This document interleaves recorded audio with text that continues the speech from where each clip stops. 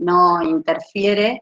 Mientras los vamos haciendo, me voy presentando. Me llamo Rosana Velati. Actualmente soy diputada provincial por el Frente Progresista, el Partido Socialista, en la provincia de Santa Fe.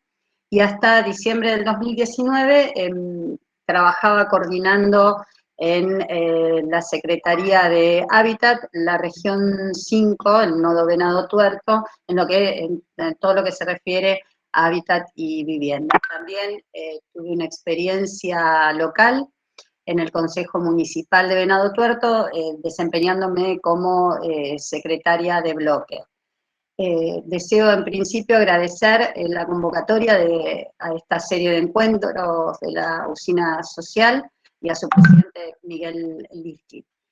Quiero contarles que la Usina es una organización sin fines de lucro y es un espacio para poder encontrarnos y es un espacio para pensar de una manera innovadora, colectiva y colaborativa la realidad.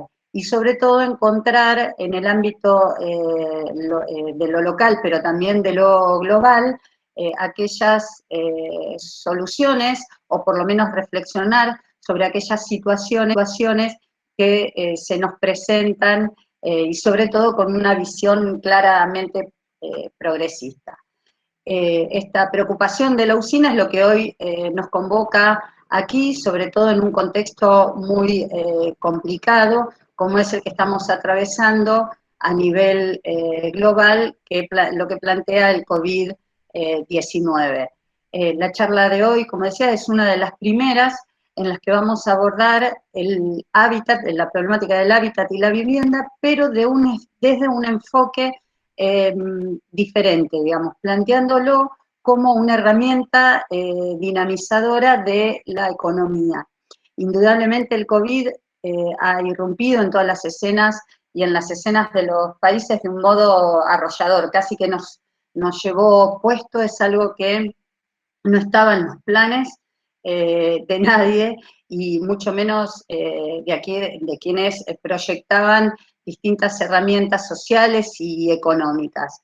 Las economías nacionales se han detenido, y los países que ingresaron a esta crisis que plantea el COVID, mejores parados social y económicamente hablando, son a quienes le va a llevar menos tiempo recuperarse de esta crisis. Nuestro país es de aquellos que ya estaban en crisis aún antes de entrar al COVID y aún antes de entrar a la pandemia, por lo tanto hay que comenzar a pensar en salidas más creativas y sobre todo con enfoques integrales e inclusivos basados básicamente en la cooperación y con actores que antes no estaban vinculados en estos procesos y en estas recetas, para decirlo de alguna manera. Este contexto mundial que se plantea, en donde la globalización, que ya había comenzado un periodo de achique, un proceso de achicamiento, hoy se profundiza más, y las economías comienzan a cerrarse sobre sí mismas. Por eso las propuestas que se ven los países y las regiones obligadas a pensar tienen más que ver con los gobiernos locales y regionales, que son quienes les tienen que hacer frente a la pandemia, actores fundamentales que son actores fundamentales, digo, para la recuperación económica y social post-pandemia.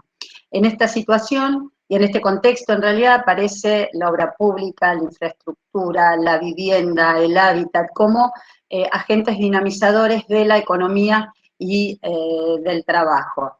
En este sentido, las charlas que hoy vamos a iniciar, esta serie de charlas, lo que tratan de hacer es de proponer a los distintos gobiernos locales herramientas concretas de gestión que aborden estas situaciones y que faciliten la recuperación económica, y con todo lo que trae, digamos, cuando pensamos en una recuperación luego de una crisis como la que estamos atravesando.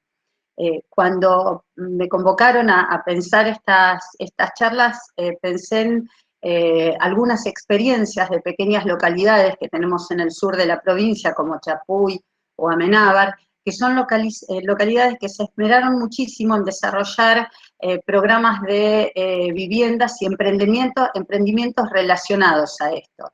De hecho, mientras se dan procesos de migraciones internas, en donde de las pequeñas localidades se van a los centros urbanos más grandes, en ambas localidades se está dando un proceso inverso.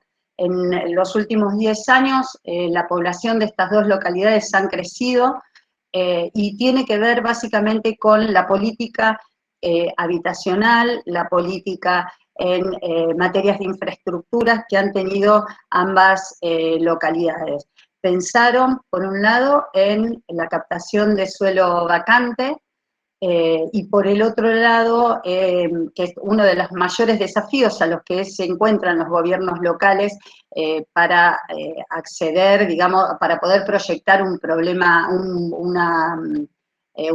de viviendas o una política habitacional, pero por el otro lado, los planes que han desarrollado tienen que ver también con formas, procesos participativos, con formación de mano de obra local, con desde planificar hasta la compra de materiales en sus regiones. Esto trajo, como decía, como una primera consecuencia que tiene que ver con este crecimiento que hubo en estas localidades. Pensaron la ciudad cuando proyectaban viviendas. No se trata solamente de plantar una vivienda en un terreno, porque ahí estamos generando habitación y no estamos generando ciudad. La idea es poder pensar en todos estos elementos para poder proyectar el desarrollo también de las economías locales. Como decía, bueno, esta es la primera de una serie de charlas. Hoy yo brevemente voy a presentar a quienes van a acompañarnos hoy y que van a contar las distintas experiencias que ha habido en digamos, estos primeros 3 grupos grandes grupos de temas que, por un lado, la infraestructura, cómo las ciudades se conectan, los pueblos se conectan y se integran y generan ciudad a partir de la infraestructura. Por otro lado, y qué herramientas concretas cuentan los gobiernos locales sobre esto. Por otro lado, las herramientas concretas en materia de captación de suelo para poder desarrollar un pueblo, una ciudad. Y finalmente, las experiencias participativas a través de organizaciones no gubernamentales. En principio nos va a acompañar el ingeniero José Garibay, actualmente es diputado provincial y se ha desempeñado en las áreas de obras públicas y servicios públicos en la Municipalidad de Rosario, y posteriormente en el Ministerio de Infraestructura y Transporte de la provincia. Con él, como decía, vamos a trabajar todas las herramientas concretas con respecto a infraestructura. Después va a estar con nosotros, va a hablar el concejal Lucas Simonielo, que coordinó el Banco de Tierras en la Municipalidad de Rosario, bueno, con quien tuve el placer de trabajar. Él fue subsecretario de Gestión de Suelo de la provincia en lo que es en la Secretaría de Hábitat. Con él, como decíamos, vamos a abordar uno de los grandes desafíos que tienen los municipios y las comunas, que es generar suelo vacante, captar suelo vacante, y él va a darnos procedimientos y herramientas concretas para poder lograr esto. Y finalmente, la licenciada en Economía Laura Piccolo, que actualmente es directora general de la ONG Techo. Ella va a exponer acerca de la importancia de la participación ciudadana y las políticas que se abren a través de distintos mecanismos de participación, sobre todo en la producción social del hábitat. Respecto al trabajo de Techo, me interesaría resaltar y destacar, porque realmente es una tarea muy importante la que han desarrollado y desarrollan. justamente en la búsqueda de soluciones, articulando, y esto es fundamental, y es también fundamental que pensemos los gobiernos locales desde la óptica abierta, digamos, gobiernos locales abiertos con una visión integral, colaborativa, participativa. Esto implica ir desarrollando nuevos vínculos con la sociedad civil. En este trabajo, en este sentido, el trabajo que ha desarrollado Techo permite visualizar esta articulación, siempre sin delegar, obviamente, las obligaciones propias del Estado, el aporte de las organizaciones en el diseño de las políticas públicas más horizontales y participativas es clara. Por eso es muy importante la participación de Techo y poder que nos puedan transmitir estas experiencias.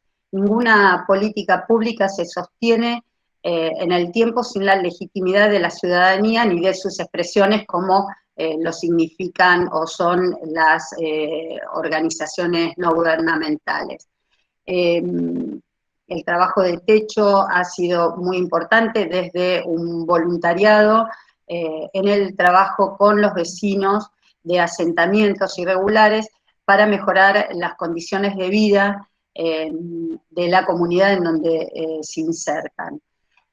Hecho, digamos, brevemente hecha una presentación, yo lo que les propongo es comenzar la charla y vamos a realizar primero una ronda de exposiciones en donde cada uno pueda desarrollar estas herramientas y elementos que vamos a abordar hoy en la cuestión del hábitat y la vivienda y la infraestructura, pensando en siempre sin perder en cuenta cómo estas herramientas y esta forma de trabajar permitirán poder abordar el día T1, el día posterior no me gusta decir mucho posterior a la pandemia, porque esto es un proceso largo, sino pensando en post-cuarentena y cómo se van a iniciar los procesos de recuperación.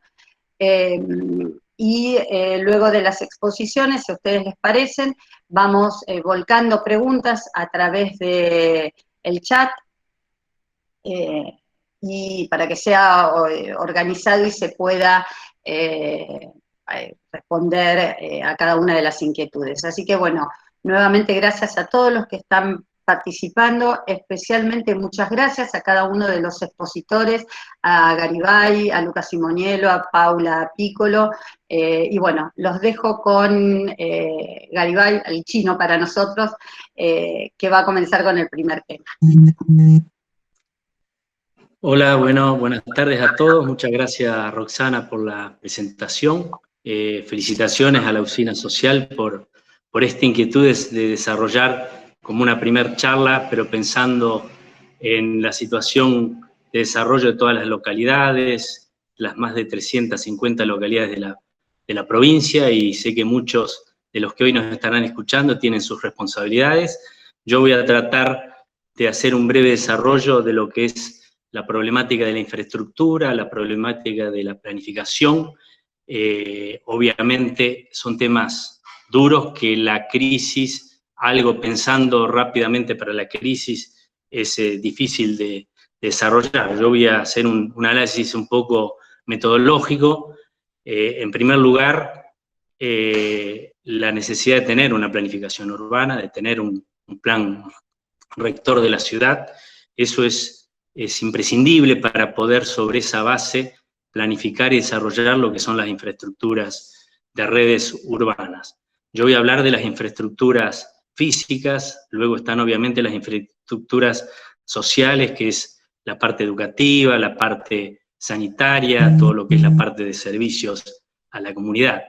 Hoy la planificación urbana ha podido incorporar en aquellas ciudades que han hecho su plan estratégico otros conceptos más allá del desarrollo, solo del desarrollo urbano, de definición de zonas, zona industrial, zona residencial, hacia dónde se desarrolla la ciudad, sino que también las que han podido desarrollar un plan estratégico han podido también identificar y diseminar lo que es el sector económico, el sector social, a la planificación urbana. Creo que eso es uno de los elementos a tratar de incorporar en cada localidad el desarrollo de su planificación urbana a través de un plan estratégico que genera todo un proceso participativo.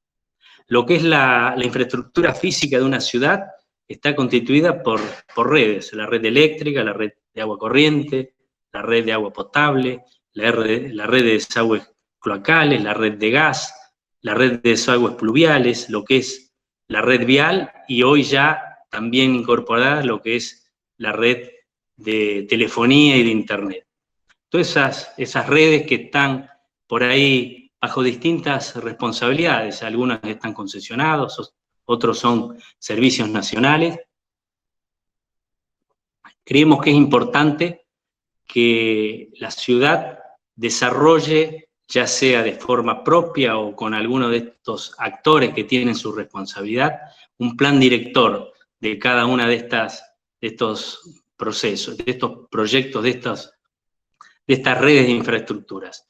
Plan director implica una visión de cómo se va a dar respuesta a la actual ciudad y a la futura ciudad, a los sectores sociales, del crecimiento y del desarrollo de estas redes de infraestructura que mencionamos.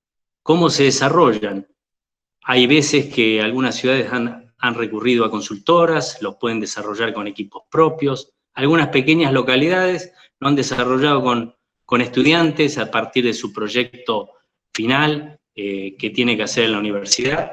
Pero lo que es importante en cada ciudad que lo desarrolle, en cada localidad, que estos planes directores tengan una coordinación entre todos, por más que sean prestados por concesionarios o prestados por responsabilidad provincial o nacional. Es importante que la ciudad y las autoridades asuman la responsabilidad de la coordinación de estos planes directores. Y hoy los planes directores no solo lo tienen que hacer los técnicos, sino que tienen que ser testeados y desarrollados con una participación ciudadana. Tenemos que volcar y desarrollar cada uno de estos planes directores de cada servicio, tienen que estar resueltos y planificados en conjunto con las distintas instituciones que son la red social de cada localidad. No puede ya quedar solamente en manos de los técnicos, sino que tienen que estar trabajadas con las instituciones de la ciudad. Otro tema importante es, una vez ejecutados los proyectos, los planes directores, bueno, le corresponde a cada sector, si es provincial, si es nacional o si es local, empezar con el desarrollo de los proyectos ejecutivos y la ejecución de los mismos. Es ahí cuando tenemos que priorizar en función de las demandas y en función de distintos intereses, cómo se van a ejecutar los planes ejecutivos y en qué lugar se van a ejecutar esas obras. Creo que ahí sí, hoy tenemos en esta etapa de crisis, una vez que tengamos resueltos los proyectos ejecutivos y las prioridades, priorizar aquellos proyectos en esta crisis que generen la necesidad de utilizar mayor mano de obra, que puedan utilizar empresas locales, que se puedan generar cooperativas para el desarrollo de las mismas. Creo que en la ejecución de estos, una vez desarrollados, como decía, los planes directores, identificados los proyectos ejecutivos, es donde en esta época de crisis como comentaba Roxana, hay que trabajar y poner el eje en el fortalecimiento de lo local tanto en la empresa, en la cooperativa, en los proveedores y fundamentalmente en la mano de obra. Otro tema que es importante mencionar y desarrollar, al margen cómo se financian los proyectos, y creo que ahí hay una variedad de herramientas que tenemos que trabajar. Obviamente la primera que uno encuentra es obviamente el presupuesto, pero los presupuestos municipales son muy escasos, priorizan, y más en este momento se prioriza totalmente lo social y lo que es el funcionamiento de la municipalidad. Es razonable, y lo hemos hecho nosotros en la ciudad de Rosario y también en la provincia, la búsqueda de financiamiento, porque son obras que se amortizan a muy largo plazo y entonces es razonable que el municipio, la provincia, la nación tomen deuda para hacer estas obras que van a ser luego pagadas por diferentes generaciones a lo largo de los años.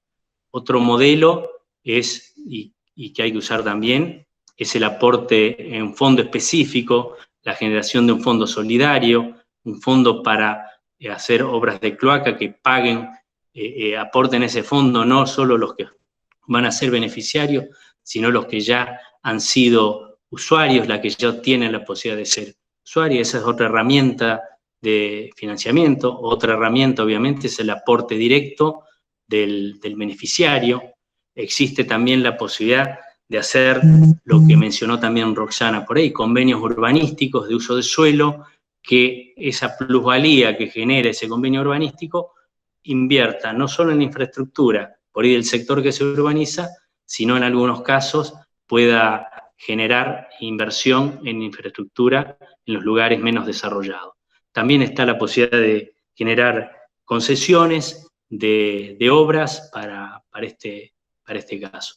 Digamos, yo quería desarrollar un panorama integral, lo que es la planificación urbana, lo que son los planes directores, lo que son los proyectos, cómo se ejecutan y cómo se financian. Quedo después, me parece lo más importante va a venir después con la posibilidad de ir sumando aportes que hagan ustedes o que podamos responder nosotros. Muchas gracias.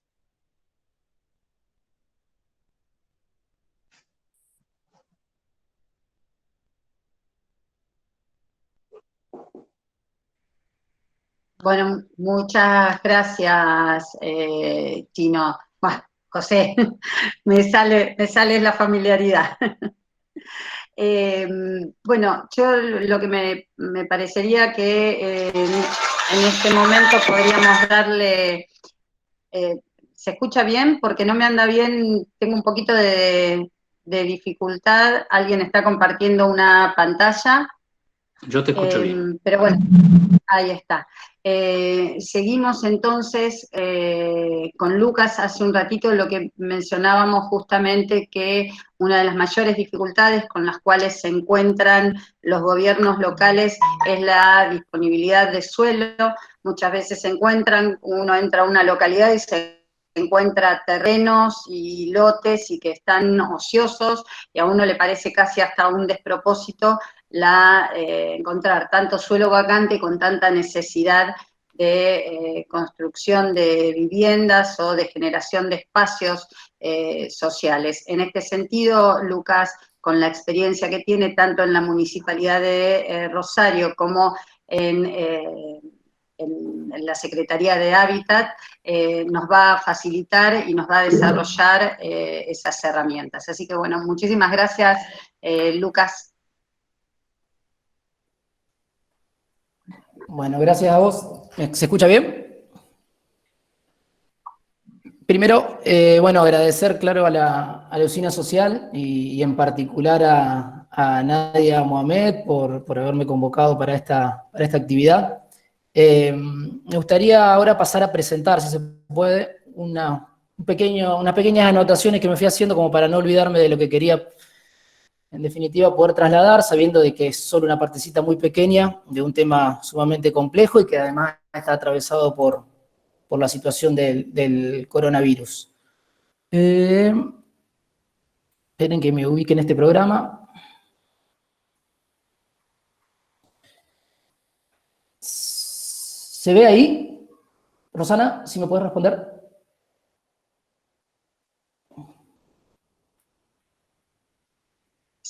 Sí, Lucas. Perfecto, bárbaro. Se ve.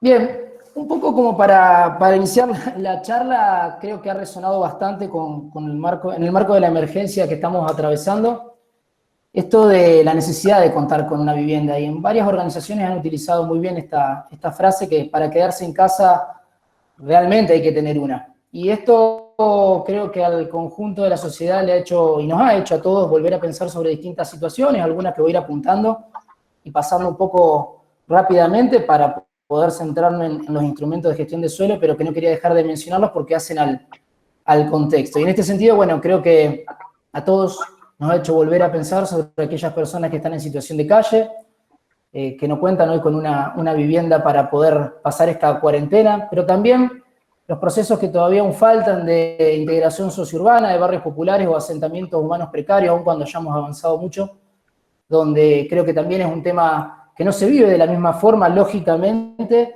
en los distintos lugares de cada una de las ciudades, de la provincia y del resto del país, esto de quedarse en casa, porque no siempre las condiciones de habitabilidad y de hábitat son las mismas.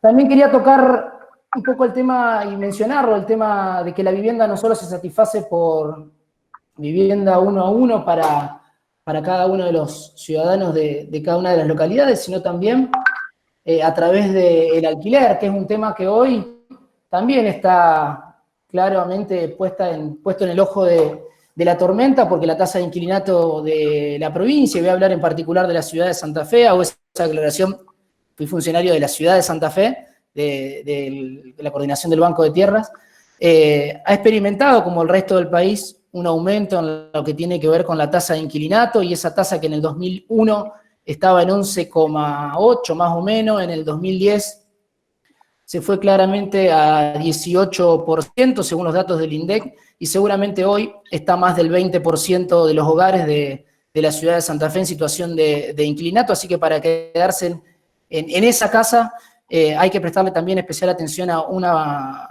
gran cantidad de ciudadanos y ciudadanas que son los inquilinos e inquilinas de los distintos lugares. Por otra parte, creo que los municipios, los gobiernos locales y la provincia también, así lo intentamos hacer, también lo manifestaba en esta nueva gestión la ministra de Hábitat y Vivienda, la arquitecta Bielsa, tienen que tener una política activa en materia de suelo, y para eso la idea también de esta charla era un poco repasar los instrumentos de gestión que más adelante un poco voy a mencionar y traer a la memoria seguramente de varios que ya están en conocimiento y que el objetivo por ahí es recordarlo. Y no quería dejar de mencionar un par de cuestiones más que son importantes en este marco. Vos recién, Rosana, hablabas de la situación de muchos municipios o comunas que se encuentran con gran cantidad de suelo en su distrito. Bueno, nosotros hemos hecho un relevamiento en particular del suelo público y del privado en la ciudad de Santa Fe. Nosotros creemos, y les dejo ahí el link, o está el link abierto en la página de Encuentro, que es el centro de estudio al que pertenezco, un estudio donde pusimos de relieve la importancia de que el suelo público sirva para satisfacer necesidades públicas. Acá nosotros en la ciudad de Santa Fe sufrimos el año pasado la venta de terrenos públicos cerca de la zona de la terminal de ómnibus, y creemos que es un tema también a tener en cuenta, y donde mostrábamos que, en particular en la ciudad de Santa Fe, compuesta su casco central de 8.000, más o menos 200 hectáreas, unas 1.000 hectáreas se encuentran libres de ocupación. Pero esas 1.000 hectáreas, más del 90% pertenece a particulares, a propietarios privados, y eso nos marca a las claras los problemas y los desafíos que tenemos para abordar el tema de la vivienda. Una cuestión que no quería dejar de mencionar en el marco también de la pandemia es lo que tiene que ver con la movilidad y el espacio público, porque la vivienda y el suelo no es solo para satisfacer necesidades de vivienda, sino para también mejorar lo que tiene que ver integralmente el hábitat. En particular, nosotros hicimos un estudio que también les pongo a disposición, referido a los espacios verdes públicos en la ciudad de Santa Fe, en relación a la cantidad, y estamos trabajando también en relación a la calidad y accesibilidad, porque, bueno, hace poquito se estuvo debatiendo si los niños y niñas, y si vamos a poder salir a dar una vueltita, a correr o a esparcirnos en el marco de esta cuarentena, y bueno, queda muy claro que la disposición de los espacios públicos, la calidad de los espacios públicos, pero principalmente también la accesibilidad de los espacios públicos, es un tema sumamente importante y que también hace a una efectiva y correcta gestión del suelo. Y, lógicamente, la infraestructura para la movilidad, no solo lo que tiene que ver con las calles, sino lo que tiene que ver las calles para la bicicleta, lo que tiene que ver las veredas. Hoy las medidas de distanciamiento social nos van a poner seguramente ante desafíos de rediscutir el destino que se le da al espacio público y en particular a la infraestructura para la movilidad. Quisiera pasar ahora rápidamente a, cuando conversábamos un poco sobre qué tomar en esta charla, a mí siempre, y me pasó lo mismo en la gestión, Siempre puse resalto, o intenté poner resalto, que en la integración sociourbana de barrios populares o asentamientos humanos precarios hay un tema que no se debe olvidar y que tiene que ver con la gestión del suelo. Ya pueden conocer ustedes, algunos, y si no, como para repasarlo rápidamente, lo que tiene que ver con el proceso de titularización del suelo a favor de los ocupantes. En el caso de que el suelo sea, por ejemplo, municipal, hay municipios que tienen programas de regularización dominial. Santa Fe lo tiene en la ordenanza 11631. En el caso de los programas provinciales, que acá en este grupo lo conocen bastante, la ley de titularización, que no es específicamente sobre asentamientos humanos precarios, pero sí sobre planes de vivienda. Creo, ahí pongo un puntito, una materia un poco pendiente que nos ha quedado, que tiene que ver con el abordaje del viejo plan lote, o los asentamientos humanos precarios en suelo provincial donde no hay planes de vivienda, donde no se habían estructurado planes de vivienda, o los planes eran de lotes con servicio de la década del 80, y donde creo que todavía nos falta recorrer un camino. Y otro programa que le ha dado mucho vuelo a la gestión del Frente, y creo que por acá estaba Diego Colono, que tiene que ver con la escrituración en el marco de la ley Pierre. Dejo aparte lo de los programas nacionales de titularización, solamente para trasladar una experiencia a nivel local. La verdad es que hemos tenido de la ciudad de Santa Fe graves problemas para que se vengan a firmar escrituras de regularización dominial sobre suelo del Estado Nacional. Bueno, esperamos que con la nueva gestión, que le dé una nueva mirada, esto pueda suceder. La verdad es que desde el 2010 en Santa Fe Ciudad no se firma una escritura de regularización dominial en terrenos nacionales, cuestión que lo pongo para poner un poco en alerta en lo que tiene que ver después con los barrios populares y asentamientos humanos precarios, que en Santa Fe tenemos 52. Yendo un poco a los instrumentos de gestión del suelo, quería un poco traerlos a colación. Algunos lo utilizan las comunas muy bien, y los municipios en particular. Uno que es en principio administrativo y con bajo costo, pero sí que tiene que ser muy ordenado desde el punto de vista del procedimiento administrativo, y tiene que ver con la usucapión administrativa. La usucapión administrativa es esa posibilidad que tienen los gobiernos locales de, en función de estar poseyendo un determinado inmueble, regularizar la situación por sí para sí desde la administración, siempre que se den determinados requisitos.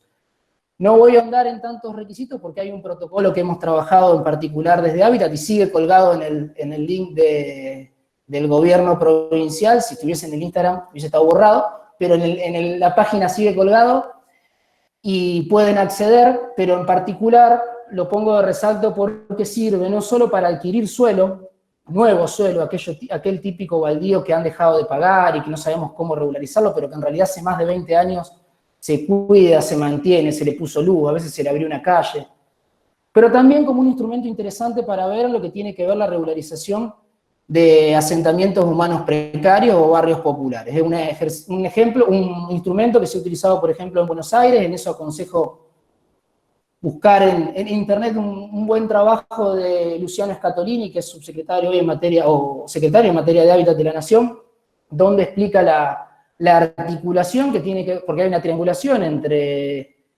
el municipio o la comuna, los vecinos, los ciudadanos que efectivamente habitan y viven y que se consideran claramente dueños del espacio, y el Estado, para poder avanzar luego en la regularización dominial. Otro instrumento que no es menor, y no quiero dejar de marcarlo, es lo que tiene que ver la regularización de suelo, o de aquel suelo que realmente carece de dueño. El suelo que realmente carece de dueño, según el artículo 5 de la Ley Orgánica de Municipios y el artículo 11 de la Ley de Comunas, puede ser regularizado a favor de municipios o comunas siempre que el gobierno provincial no le haya dado un destino público anterior. Así que en ese sentido me parece que estos dos instrumentos son sumamente válidos, sirven tanto para captar suelo, para después destinarlo a programas de vivienda, y sé que con municipios y comunas lo hemos trabajado, sino también para poder avanzar en la regularización del suelo. En particular me tocó intervenir en la ciudad de Santa Fe en lo que corresponde al barrio Barranquitas, en el acceso de la ciudad por calle Iturraspe. Estos dos protocolos, insisto, están colgados en la página de internet. En su momento lo trabajamos muy bien con Matías Figueroa, y entiendo de que es sumamente útil para los municipios y comunas que lo quieran utilizar. Quiero pasar a algunos otros que me parecen también interesantes. Hay situaciones de deuda en distintos municipios y comunas que pueden ser articulados con políticas activas de gestión del suelo. Muchas de estas políticas tienen mucho más de gestión que de inversión en cuanto a montos elevados.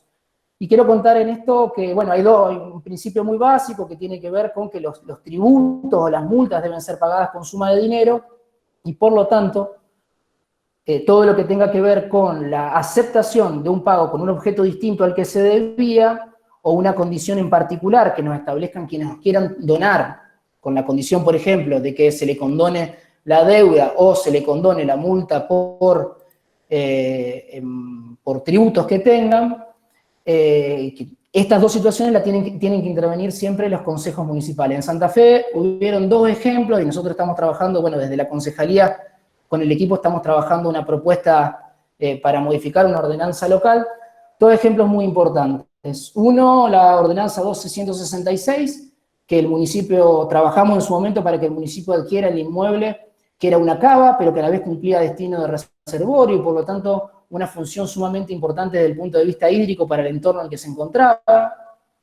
Y el otro más grande, que fue la ordenanza 12.086, que pudimos adquirir 21 hectáreas del Colegio Inmaculada, o sea, de los jesuitas, y a la vez pudimos habilitar un procedimiento de regularización dominial para más de 292 familias. Creo que son 2 ejemplos sumamente interesantes de aplicación de este instrumento al caso concreto, y entendemos, y por eso estamos trabajando en un proyecto para poder mejorar y habilitar a los municipios para hacerlo.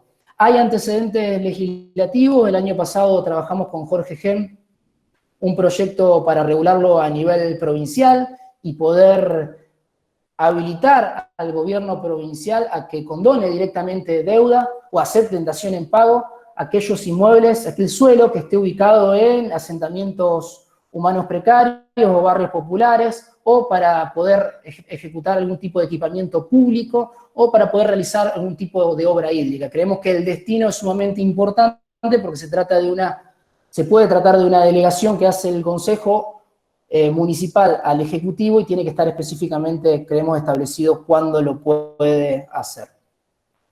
Hay otros instrumentos que creo que no hay que desmerecerlos. Un poco el Chino hablaba de la necesidad de contar con planes, y en particular con los planes de ordenamiento urbano, también son sumamente importantes, y con planes y normativas que establezcan el procedimiento de urbanización del suelo. Y bueno, el Rosario lo tiene, Santa Fe lo tiene, un montón de municipios lo tienen y comunas que lo van haciendo también.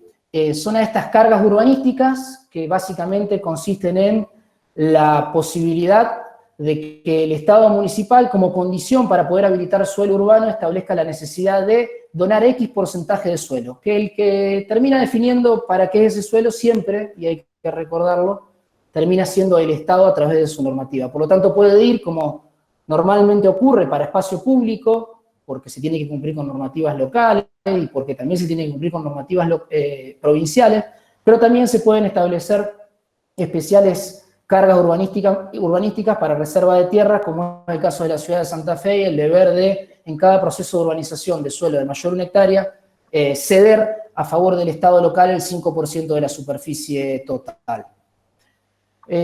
No queda mucho más, porque sé que me puedo estar excediendo. La participación en plusvalías y la posibilidad de compensar la reclasificación del suelo. En esto creo que hay que ser sumamente cuidadosos e inteligentes. Los municipios en la zonificación tienen una herramienta muy fuerte que tiene que ver con la habilitación de cada una de las zonas, de poder darle un destino residencial a través de su zonificación. Pero la zonificación no es un acto aislado ni un hecho extraño, sino que es dispuesto por representantes del Consejo Municipal, en el caso de Santa Fe, de 17 concejales que definen que determinado suelo tenga determinadas posibilidades de urbanizarse. Y las modificaciones y la reclasificación de ese suelo y la posibilidad de densificarlo más, la posibilidad de densificarlo más en construir más lotes o densificarlo más en construir en altura, tiene que ser considerada por los municipios locales, porque es también la posibilidad de, mediante convenios, poder captar suelo u obras de infraestructura, y lo decía bien Chino Garibay, para poder destinarlo a los sectores más más vulnerables. Los convenios de urbanización consorciada, hemos tenido experiencias en el gobierno de la provincia, tanto en Sunchales, que nos llevó un trabajo importante, lo que tenía que ver con suelo que estaba en zona rural, pero que lo pudimos sacar, y el mismo suelo que había adquirido el municipio de Santa Fe, que habíamos adquirido cuando me había tocado ser coordinador de Banco de Tierra, se pudo reordenar en un convenio de urbanización consorciada entre la provincia y el municipio, que básicamente lo que dispone es la posibilidad de que en función de los aportes de cada una de las partes, el suelo en este caso del municipio y la obra de infraestructura de la provincia, se puedan generar lotes con servicios y lotes formales, que eso es lo importante, y esto también lo quiero resaltar, que puedan ser dispuestos para el mercado, entre comillas, inmobiliario. Su puesto más claro es en el caso de que haya créditos hipotecarios, sí o sí el suelo tiene que estar en condiciones de, obviamente, poder ser sujeto de crédito el adquirente. El problema que se da con los privados, normalmente a muchos les gusta decir lo de los convenios público-privados, lo de los fideicomisos, y ahí tomo el último punto de la presentación, como algo muy, muy bueno e importante. Bueno, creo que no hay que dejar de ver lo que tienen que ver los procesos de contratación con cada una de las partes que van a llegar al acuerdo, porque por ahí es muy, muy bueno decirlo, pero sin equipos técnicos y rigurosamente preparados los términos en los que se tienen que se pueden llegar a contratar, es de muy difícil implementación, teniendo en cuenta también que la contraparte, a diferencia de la expropiación, otro supuesto donde el Estado tiene aún más fuerza, constantemente te va corriendo el límite y tiende a escaparse. Lo digo en particular porque se ha querido utilizar para regularización de asentamientos humanos precarios y no ha tenido mucho éxito. Y por último dejo lo de la expropiación. Perdón que interfiera, sí. Si podemos ir cerrando, así pasamos a la tercera parte y después las cuestiones más técnicas o las dudas las vamos a ir respondiendo. Disculpa que te... No hay problema. Pero bueno, un poco la idea es para ir cerrando. Solo lo de la expropiación, para poder enmarcarlo en particular. Primero porque los municipios y comunas, y hay que decirlo, los municipios, incluso los de primera categoría, no tienen competencia para expropiar en materia de hábitat, solo pueden hacerlo en materia de plazas, parques y paseos, si no dependen de autorización de la legislatura. Y creo que es un tema a ver, hubo un proyecto presentado por Pablo Oliver hace un tiempo y Patricia Tepp, referido a rever las competencias de los municipios. Se da el absurdo a veces de que desde la Dirección de Vivienda un solo director pueda expropiar suelo y 17 concejales del municipio de la ciudad de Santa Fe o del Consejo de Santa Fe necesiten autorización legislativa para poder hacerse de suelo en un tema tan importante. Y en lo que tiene que ver con asentamiento informal, y con esto cierro, me parece sumamente importante tener en cuenta de que no es el único instrumento válido, que es un instrumento importante, pero que tiene muchísimas complejidades en lo que tiene que ver en la necesidad de abordarlo de forma integral y como primera medida lo que tiene que ver el suelo, porque por una cuestión técnica y que es más del procedimiento de expropiación, el no abordaje de forma inmediata puede hacer que el mismo Estado después se pague sus propias obras. Así que un poco eso es lo que le quería compartir. Muchas gracias. Bueno, muchísimas gracias, Lucas. Un poco para los que se fueron enganchando después, estuvimos trabajando algunas herramientas sobre infraestructura, el tema de adquisición de suelo y qué hacer con ese suelo en un uso social y en un uso privado. Y bueno, hace un rato comenzábamos algunas experiencias que hemos tenido en el sur de la provincia, como Chapoy y Amenábar. Esto es para recordarles que esta es una primera de una serie de charlas donde vamos a ir abordando distintas herramientas concretas para aplicar en lo que es hábitat, vivienda, y también algunas experiencias exitosas que hemos tenido en la provincia y también fuera de la provincia en esta materia.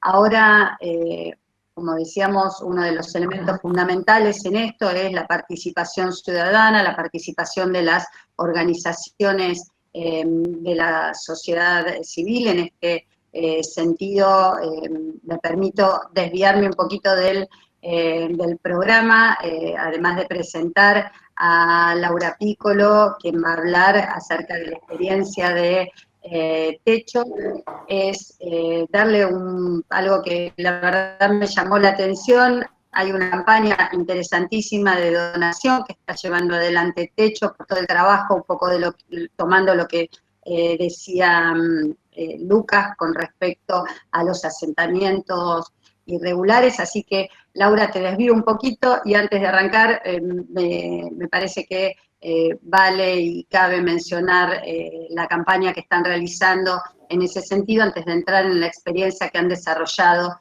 en las distintas ciudades y localidades a través de Techo. Así que muchísimas gracias, Paula, y bueno, ¿no te dije Paula en algún momento? ¿Me confundí? Sí, no, a veces Paula, a veces Laura, justo me la vamos a llamar Laura, así que está bien.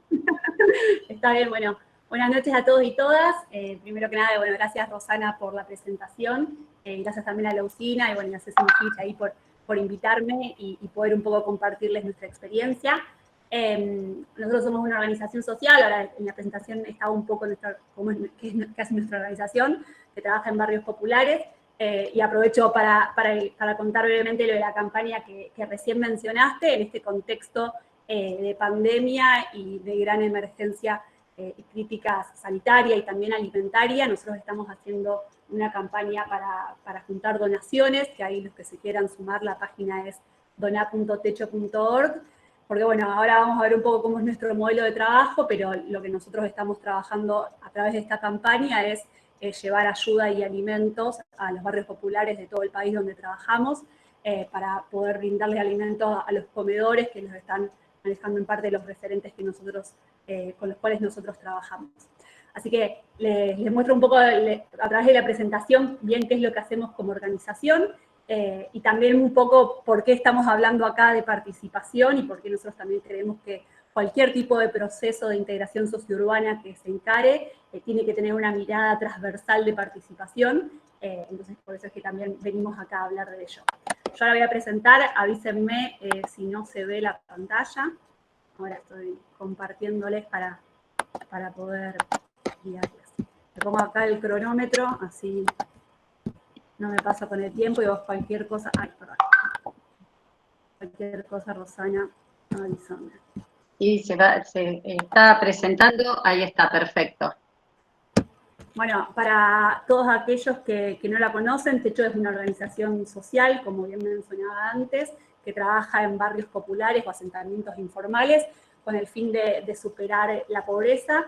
Y ahí una clave de nuestro modelo de trabajo es el trabajo en conjunto de los pobladores y los voluntarios dentro de este territorio.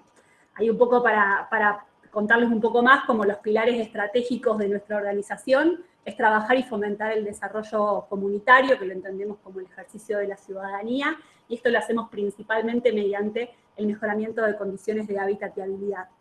Otra de las partes fundamentales de la organización es promover la conciencia y acción social, que esto lo hacemos a través del voluntariado, incentivando a todas las personas a que se involucren en esta realidad. Y otro gran eje es la incidencia en políticas públicas, porque claramente nosotros como organización social creemos que somos los que vamos hacia el Estado un poco a llevar y a hacer que los propios vecinos y vecinas se empoderen de la realidad como sujetos de derecho, pero sabemos que es el Estado el que tiene que dar una respuesta, ¿no? Entonces también como misión de la organización es incidir en estas políticas, así como, bueno, un desarrollo institucional. Y la realidad es que la finalidad comunitaria es la que está en nuestro ADN como organización, ¿no? Entonces, por eso es que nuestro mayor hincapié está en el fortalecimiento de esas capacidades comunitarias de los vecinos y vecinas de los barrios populares y en el desarrollo de iniciativas de hábitat y vivienda. Que acá, cuando nosotros hablamos de hábitat y vivienda, como bien mencionaba Lucas, o sea, una de las dimensiones claves es el acceso a la tierra y la vivienda, como también el acceso al agua potable, al saneamiento básico, a la energía eléctrica y mismo a la infraestructura comunitaria. Y ahora bien, nosotros cómo es que trabajamos en los barrios populares, nosotros trabajamos a través de un modelo que nosotros llamamos mesa de trabajo, que la mesa de trabajo vendría a ser espacios de asambleas semanales o quincenales, claramente dependiendo del barrio en el que nos encontremos, y en donde lo importante siempre es tener en cuenta que nosotros como organización, cada vez que llegamos a un barrio es porque los vecinos y vecinas quieren trabajar con nosotros, o mismo hacemos un proceso para llegar a un barrio y después siempre las asambleas de inicio es como los primeros acuerdos que se hacen, y después trabajamos a partir de un diagnóstico participativo hecho en conjunto con los vecinos y vecinas, y a partir de eso elaboramos un plan de acción en donde nos vamos a ir fijando objetivos en función de las prioridades. Porque bien sabemos todos que los barrios populares, o sea, no carecen conexiones formales a los servicios y tienen muchas problemáticas, pero lo más importante de este diagnóstico participativo y de poder elaborar un plan de acción es que son los vecinos y vecinas los que marcan el rumbo de la organización y marca también el rumbo de qué es lo que está sucediendo en sus territorios. Entonces, a partir de este plan de acción, después nosotros lo que vamos haciendo es ejecutarlo en conjunto y después siempre hay un espacio de evaluación, ¿no? Este es como el modelo y también es lo que va a determinar qué proyecto se encara en cada barrio, ¿no? Porque nos encontramos que nosotros, así como estamos acá en la ciudad de Rosario y estamos a lo largo en distintas provincias del país, y si bien esto, como los barrios populares tienen todas las mismas problemáticas, siempre hay algo que se prioriza distinto en función de las personas que viven y habitan ahí. Entonces, como ya para irme echando un poco con participación, como una de las cosas claves es la apropiación de estos procesos, y por eso es importante siempre involucrar al territorio y a los vecinos y vecinas. Y un ejemplo acá en concreto como de proyectos que hacemos como organización, es un proyecto que hicimos acá en la ciudad de Rosario, en uno de los barrios de la ciudad, en San Martín Sur, que fue el proceso de instalación, bueno, de un tanque comunitario de agua no potable, pero bueno, un tanque al fin que brindaba una solución parcial a la problemática de los vecinos y vecinas. Y para venir también un poco a colación y conocer un poco más con datos como cuál es la realidad actual de la provincia de Santa Fe, o sea, en la provincia de Santa Fe actualmente hay 341 barrios populares en los que habitan 73.000 familias, y cuando hablamos de barrios populares nosotros estamos haciendo mención a barrios en donde no cuenta con un acceso formal a energía eléctrica, ni al agua corriente, ni a la red Clacal, ni a las conexiones de gas. Entonces, un poco con esta perspectiva tanto territorial y habiendo un poco conocido, contadosle cuál es nuestro modelo de trabajo, es que nosotros nos ponemos a pensar, bueno, ¿qué es lo que nosotros tenemos para contarles de la planificación territorial y de la participación? Y para hablar de la participación, siempre nosotros nos ponemos a pensar, y bueno, ¿en qué consiste la participación, ¿no? Porque, como todos sabemos, hay distintos grados de participación, y está muy bien poder identificarlas para poder trabajar a partir de ello. Y ahí, como una de las primeras clasificaciones que nosotros hacemos como organización en lo que respecta a la participación, es que siempre nos vamos a encontrar donde hay un núcleo de vecinos y vecinas que van a estar tomando las decisiones y van a estar a lo largo de todo el proceso participativo. Y después también vamos a tener personas que se involucran en iniciativas puntuales, que igualmente es muy importante contar con ellos porque seguramente distintas jornadas de producción social del hábitat se van a sumar, pero van a estar en otro nivel de participación y más que nada en otro nivel de decisión. Y después también hay un nivel de participación que es a nivel a título informativo, o sea, cualquier obra que se esté realizando en el barrio, es importante que todas las personas que habitan en ella puedan estar informados si así los desean. Esto siempre es importante identificarlo, porque cuando nosotros nos planteemos cuál es la participación que queremos para un proyecto, tenemos que saber que va a estar estos distintos niveles de involucramiento. Y así como decíamos, bueno, estos niveles de participación van desde la información, la consulta, y la clave, que ahora vamos un poco a meternos más en la parte de las herramientas y ya alejarnos un poco de lo teórico, es qué es lo que nosotros buscamos de esta participación. Porque hay una parte de la participación que va a ser más informativa o consultiva, pero después hay una parte que va a ahondar en el decidir en conjunto, en el actuar y también, si no como organización, apoyar iniciativas. Por eso es que nosotros, como herramienta concreta, o sea, tenemos una metodología de participación, y es primero entender esto, que también cuando desde el Estado se abordan proyectos, tiene que tener una metodología de participación y que esto tiene que estar abordado en cualquier parte del proyecto, en las distintas etapas, en realidad, que se vayan tratando de los proyectos, ¿no? Ya en el punto de partida en el que se piensa en intervenir un territorio, ahí ya tiene que haber un nivel de participación. ¿Por qué? Porque a partir de esta participación es que los vecinos y vecinas se van a apropiar de cualquier tipo de proceso. Y también van a ser ellos los que prioricen lo urgente. Entonces, este conocimiento territorial, ¿quién lo tiene mejor que los vecinos y vecinas que habitan esos territorios? Entonces nosotros creemos que desde el punto 1, o sea que también no es que nosotros lo creemos simplemente, sino que nosotros fuimos consultando en distintos encuentros que fuimos teniendo, bueno, ¿cuándo quieren ser ellos involucrados? Porque muchas veces, y también organizaciones, piensan en la participación en la parte de la ejecución de los proyectos a través de cooperativas, que obviamente esto es fundamental, pero no solamente tiene que estar en la ejecución, ni tiene que ser a nivel informativo, sino ya en la formulación del proyecto, ahí ya tiene que haber un plano de participación. Y por eso es que también, obviamente, la participación, después vamos a ver un poco qué es lo que genera en los procesos de integración sociourbana, pero lo que tenemos que entender es que esta participación tiene que tener un formato vinculante, ¿no? Que lo que salga de un diagnóstico participativo, o mismo de lo que salga de los diseños, después son lineamientos que se tienen que llevar a cabo. Y después, obviamente, estos lineamientos de participación también tienen que estar acompañados, por ejemplo, estos lineamientos de participación de manera vinculante seguramente van a encajar con una metodología de talleres deliberativos, en donde haya espacios de toma de decisión. Después también, a medida que en las distintas etapas del proyecto nos vamos a encontrar con que va a haber espacios mensuales más de seguimiento, así como también espacios temáticos para poder construir en función de los distintos tipos de proyectos. Y también una de las instancias que nosotros consideramos que es clave es que haya procesos de veeduría, haya grupos de controles de qué es lo que está sucediendo. Y por último también otro de los lineamientos que nosotros consideramos que es muy importante es el sistema de datos abiertos, que vendría a ser como cómo se ve esta participación y cómo se puede visualizar, también para personas que se encuentren ajenas a los proyectos en sí. Y como decíamos, así como están en la metodología de participativa, vamos a encontrar niveles de participación en todas las instancias de los ciclos del proyecto. Entonces, desde la preparación hasta el monitoreo de evaluación, vamos a estar en todos los distintos espacios, vamos a poder encontrarnos con instancias participativas. Por eso es muy importante tener en cuenta estas distintas metodologías que fui mencionando, para poder llevar a cabo cualquier tipo de proceso de integración sociourbana.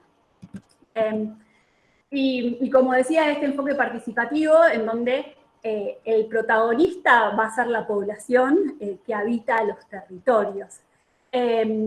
Y uno puede decir, o quizá también acá yo sé que hay muchas personas que vienen de parte de la gestión y que saben y conocen que cada vez que se abre un proyecto, o que cuanta más participación, implica que va a haber un mayor tiempo de ejecución, también implica que va a haber dificultades, va a haber conflictos, porque cualquier proyecto participativo, y cuanto más participativo es, seguramente más conflicto hay, pero nosotros como organización lo que creemos es que tenemos que enfocarlos en todas las ventajas que trae la participación.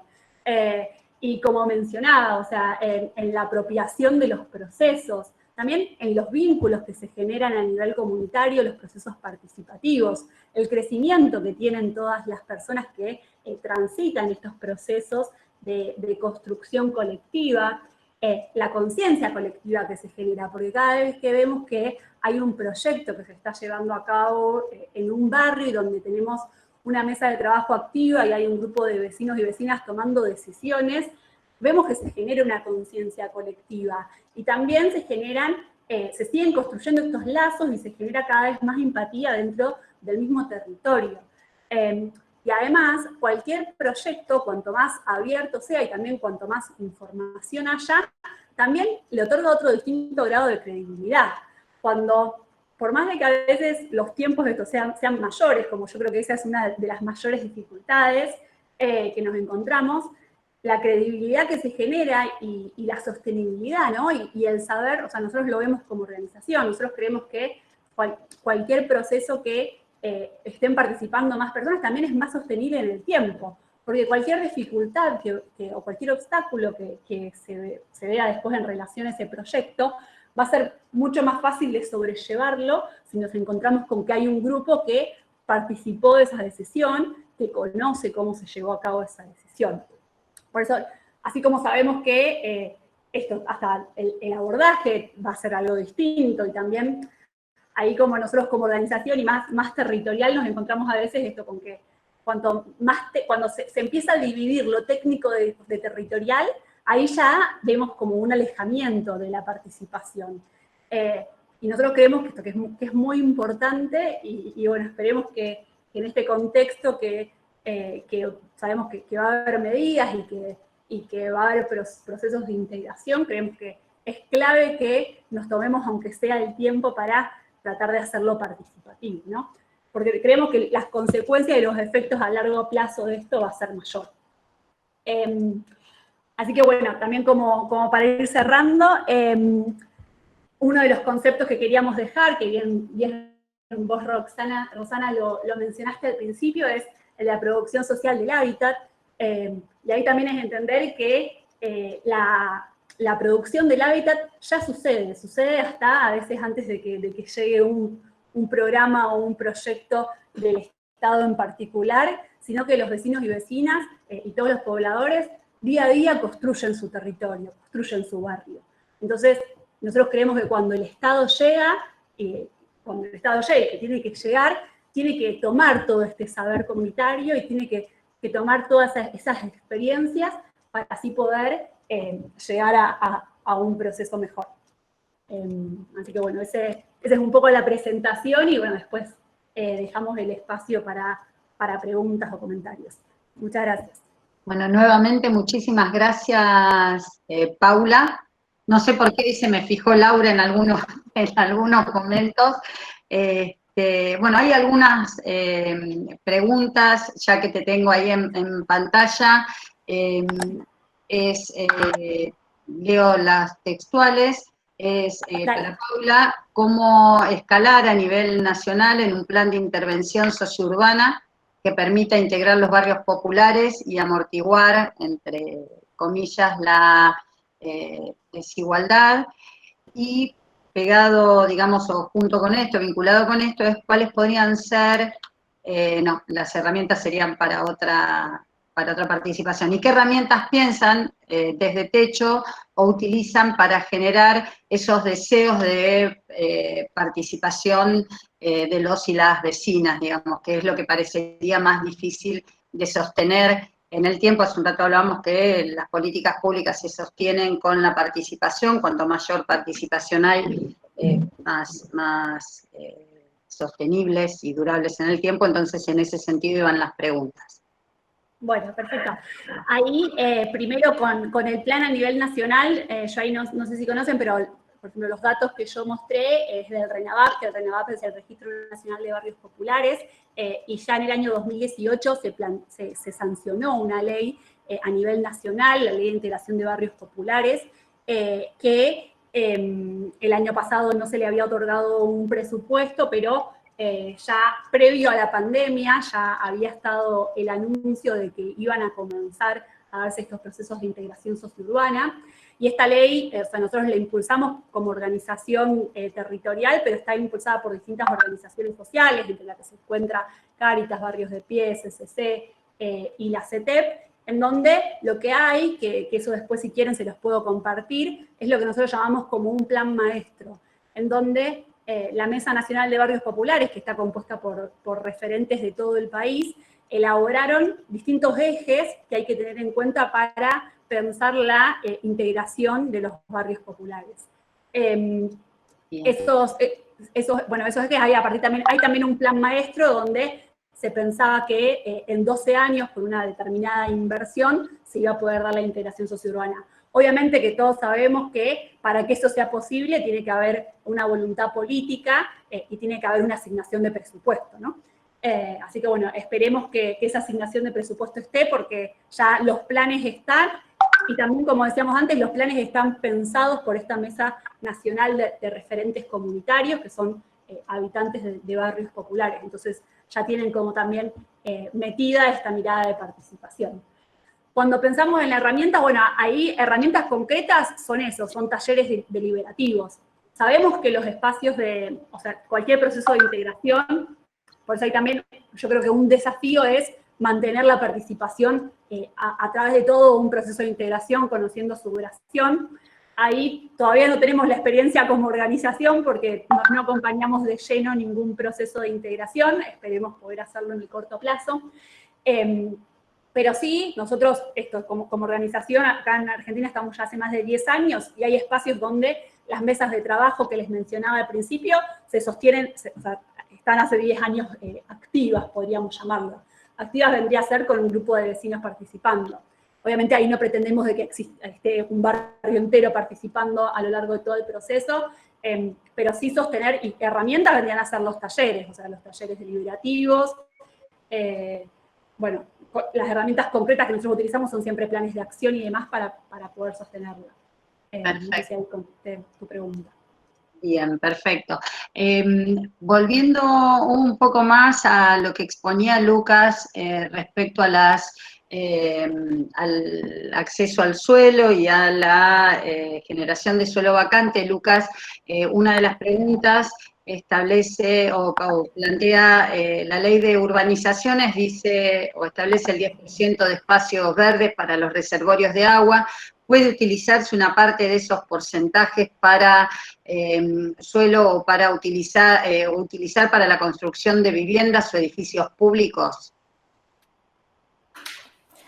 Mirá, está muy buena la pregunta. Yo en particular quiero marcar, primero que sí, porque la definición de si el suelo ingresa al dominio público o privado es una definición eminentemente estatal. La plaza existe en el momento en que un consejo municipal o un ejecutivo la define como tal. Por lo tanto, sí. Lógicamente que hay que cumplir con determinada normativa. En Santa Fe en particular hay zonas y ahí hay un conflicto, que creo que a esto quería ir, de competencia entre los municipios y la misma provincia, que se da constantemente, y una tensión que se da constantemente, en particular con los espacios verdes y los reservorios, que tiene que ver con que puede ser que en la ciudad de Santa Fe haya un parque de 70 hectáreas y enfrente se quiera producir una urbanización de suelo de más de 1 hectárea y en principio la norma cerrada como hoy está establecida se debe donar el 10% de espacio verde. Cuando seguramente sea mucho más lógico que el 10% del suelo para todos igual, para cada urbanizador igual, sea destinado al gobierno local y el gobierno local le cambie el destino justamente y lo pueda afectar, por ejemplo, al banco de tierras para la construcción de viviendas. Hay ejemplos en la ciudad de Santa Fe, la ordenanza que yo citaba de Mi Tierra, Mi Casa, el programa provincial que se ejecutó también en la ciudad, en un determinado polígono de la ciudad, estableció modificaciones normativas en ese sentido, pero creo que eso queda muchísimo por ver. Todo lo que tiene que ver la diferencia de estándares de urbanización o de disposiciones normativas en las distintas localidades y las distintas localidades con la provincia sigue siendo un tema para abordar para que la producción, el acceso al suelo pueda ser mucho, mucho mejor. Bien. José, ¿estás por ahí? Sí, te Porque escucho. la conexión se cae bien. ¿Qué tipos de mecanismos crees convenientes para generar planes estratégicos regionales para el caso de comunas chicas y que en la realidad se complementan en su funcionamiento con otras comunas cercanas? Más plantear el área periurbana parecería, ¿no? Uh-huh. Bueno, creo que ahí lo primero es identificar la región y consensuar la voluntad política de los actores que componen esa región para llevar adelante un plan estratégico, armar, digamos, está marcado por ley lo que son las zonas de las urbanas de los grandes aglomerados como Rosario, Santa Fe, Rafaela, Reconquista. Habría que ver entonces de conformar la posibilidad de aglomerados regionales con la voluntad de cada uno de los actores, y una vez que arman un acuerdo, bueno, ahí viene la parte técnica ya de desarrollar un plan estratégico con obviamente alguien que coordine, algún técnico que coordine, y que a partir de esa voluntad se desarrollen líneas estratégicas, programas, proyectos. Me parece que ese es el camino. Bien, y aprovechando que estás, otra consulta es si podés profundizar un poco las posibilidades o las herramientas de financiamiento a las que podría acceder una comuna.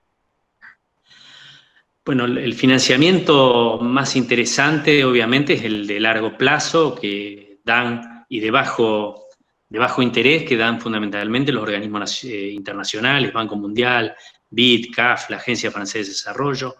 Para eso es fundamental primero tener los proyectos ejecutivos que uno pueda llegar a trabajar, y luego son los gobiernos provinciales y nacionales los que tienen el vínculo y pueden desarrollar esos programas. El BID lo ha bajado a través del ENOSA en otra oportunidad, pero obviamente primero tener los proyectos ejecutivos y segundo estar alerta, atento y estar muy conectado para ver cuándo se puede generar uno de esos programas. Es muy difícil para municipios chicos, ni siquiera por ahí para las ciudades, acceder directamente a esos financiamientos internacionales.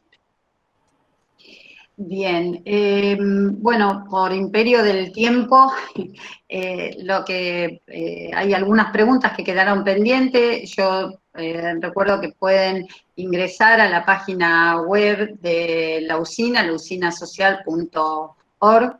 En principio, agradecerle a la usina, agradecerle a cada uno de las personas que dedicaron su tiempo en pensar de manera colectiva, a cada uno de los expositores por haber abordado estas primeras series de reuniones que abordan problemáticas colectivas comunes a muchas comunas y municipios en un tiempo de crisis, y para pensar cómo ir saliendo de esta situación y generar un círculo virtuoso dentro de la economía.